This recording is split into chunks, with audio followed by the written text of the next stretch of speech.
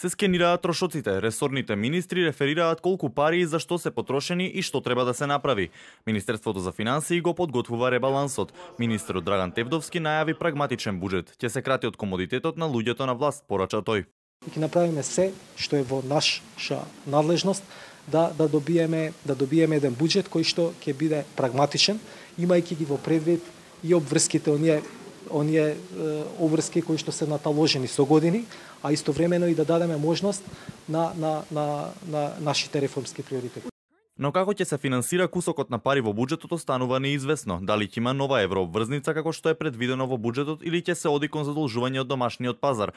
Министерот Тевдовски вели дека ќе се знае по извршените анализи.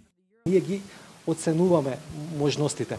Значи можеби ќе оцениме и еврообврзница да не издаваме. Така да ние гледаме кои се можностите за финансирање од аспект на доброто на граѓаните. Значи тие да плаќаат ниска цена.